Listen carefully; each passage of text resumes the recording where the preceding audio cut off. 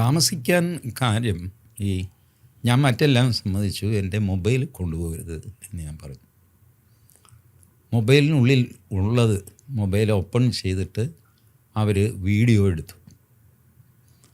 ഈ original video, unedited video. ഞാൻ എടുക്കുമ്പോൾ ഞാൻ തടസ്സമൊന്നും പറഞ്ഞില്ല. എടുത്തു കഴിഞ്ഞിട്ട് ഞാൻ പറഞ്ഞു, നിങ്ങൾ ഈ കാണിക്കുന്നത് ഫൂളിഷ്നെസ്സാണ്. ഏത് വീഡിയോയെ ചൊല്ലിയാണ് കംപ്ലൈൻറ്റ്? യൂട്യൂബിൽ കിടക്കുന്ന വീഡിയോ ആണ്, അല്ലാതെ എൻ്റെ മൊബൈലിലിരിക്കുന്ന അൺഎഡിറ്റഡ് വീഡിയോ ആരും കണ്ടിട്ടില്ല. ഞാനും എഡിറ്ററും ഒക്കെ കണ്ടിട്ടുള്ളൂ. അതിനെ ചൊല്ലി പരാതിയില്ല. പിന്നെ എന്തിനാണ് നിങ്ങൾ ഇത് തെളിവ് എന്ന് പറയുന്നത്? ഇത് തെളിവല്ല, ഇതൊരു തെളിവല്ല. അല്ല, അത് ഇതാണല്ലോ എഡിറ്റ് ചെയ്തിട്ട് അപ്ലോഡ് ചെയ്തത്. ഞാൻ പറഞ്ഞു അതെ, പക്ഷേ കംപ്ലയിൻ്റ് ഏതിനെ ചൊല്ലിയാണ്? അപ്ലോഡ് ചെയ്ത വീഡിയോ ചൊല്ലിയാണ് കംപ്ലയിൻറ്റ്. അല്ലാതെ മോഹൻദാസിൻ്റെ മൊബൈലിനുള്ളിൽ അൺഎഡിറ്റഡ് വീഡിയോ കിടപ്പുണ്ട്, ആ വീഡിയോയിൽ പറഞ്ഞ കാര്യങ്ങളിൽ ക്രൈമുണ്ട് എന്ന് പറഞ്ഞാലല്ലോ കംപ്ലയിൻറ്റ്. ഇതാരും കാണുന്നില്ല, കണ്ട വീഡിയോ ചൊല്ലിയാണ് കംപ്ലയിൻറ്റ്. അപ്പോൾ അത് ശരിയല്ലേ? എൻ്റെ ആർഗ്യുമെൻറ്റ് ശരി. What is your complaint? അപ്പോൾ മകൻ ഒരു കുറ്റം ചെയ്തു, അച്ഛൻ കാരണമല്ലേ മകൻ ഉണ്ടായത് എന്ന് പറഞ്ഞ് അച്ഛനും അമ്മയും നമുക്ക് കുറ്റക്കാരാക്കാൻ പറ്റുമോ? നിങ്ങളല്ലേ ഈ മനുഷ്യന് ജന്മം കൊടുത്തത്, അപ്പം നിങ്ങൾക്കൊരു പങ്കില്ലേ? See what sort of logic? ഈ കേരള പോലീസിൻ്റെ ഒരു വ്യാപകമായ ഏർപ്പാടാണ് മൊബൈൽ പിടിച്ചെടുക്കുക. അപ്പോൾ ആളുകളെല്ലാം ചെയ്യുന്നത് ആ മൊബൈലങ്ങ് ഉപേക്ഷിക്കും. പുല്ല് പോട്ടെ, ഇതിൻ്റെ പിന്നാലെ നടക്കണ്ടല്ലോ. എന്നിട്ട് ഞാൻ പറഞ്ഞു അത് ശരിയല്ല. എൻ്റെ കാര്യത്തിൽ പേഴ്സണലി എനിക്കെതിരെ ഇതിനു മുമ്പ് പോലീസ് മൊബൈൽ പിടിച്ചെടുക്കാൻ തുടങ്ങിയപ്പോൾ ഹൈക്കോടതിയിൽ പോയി ഞാൻ വാങ്ങിയ ഓർഡറുണ്ട്. ജസ്റ്റിസ് കെമാൽ പാഷയാണ് ഓർഡർ. കെമാൽ പാഷ പറഞ്ഞു, ഇയാളുടെ മൊബൈൽ പിടിച്ചെടുക്കാൻ പറ്റില്ല, നിങ്ങൾ ഇൻവെസ്റ്റിഗേഷൻ നടത്തിക്കോ. നിങ്ങൾക്ക് പിന്നെ തെളിവ് എവിടെ നിന്ന് കിട്ടും? തെളിവ് വേറെ എവിടെ നിന്നെങ്കിലും നിങ്ങൾ സംഘടിപ്പിക്കണം.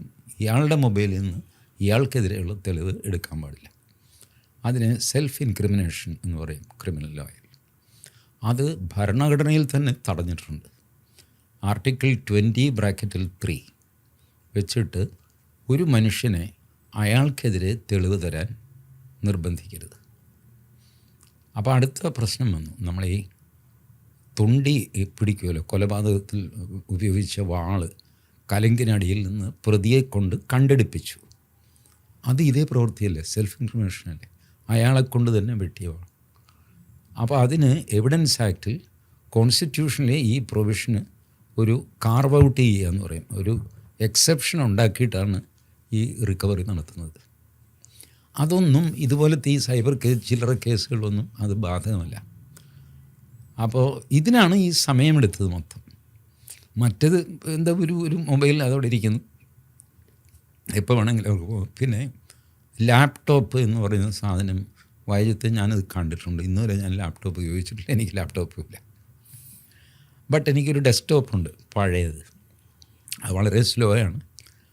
ഞാൻ ഈ ടൈപ്പ് ചെയ്യാൻ എന്തെങ്കിലും ലെറ്റർ ടൈപ്പ് ചെയ്യുക, ഹർജി ഡ്രാഫ്റ്റ് ചെയ്യുക, പിന്നെ ഇമെയിൽ അതിൽ അറ്റാച്ച്മെൻ്റ് ഒക്കെ ഉണ്ടെങ്കിൽ മൊബൈലിൽ എനിക്ക് കണ്ണ് പിടിക്കില്ല.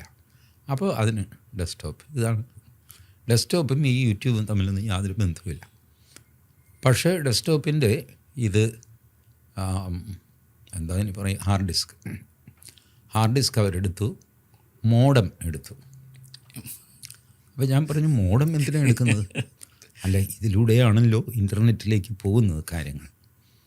ഞാൻ പറഞ്ഞു, അങ്ങനെയാണെങ്കിൽ മോഡത്തിൻ്റെ ഒരു വയറുണ്ട്, BSNL നിന്ന് വരുന്നതാണ്. ആ വയർ എടുക്കണ്ടേ? ആ വയറിലൂടെയാണല്ലോ ഇൻ്റർനെറ്റ് എൻ്റെ വീട്ടിൽ വന്നത്. ആ വയർ പിടിച്ചിട്ട് നിങ്ങൾ BSNLൻ്റെ എക്സ്ചേഞ്ചിൽ പോകണം. ആ എക്സ്ചേഞ്ചിൽ നിന്നാണല്ലോ എനിക്ക് ഇൻ്റർനെറ്റ് തന്നത്. അപ്പോൾ എക്സ്ചേഞ്ച് സീസ് ചെയ്യണം. അപ്പോൾ അവർ പറഞ്ഞു, ഇങ്ങനെയൊക്കെ ആർഗ്യൂ ചെയ്യാതെ, ഞങ്ങളൊരു ചടങ്ങാണിത്.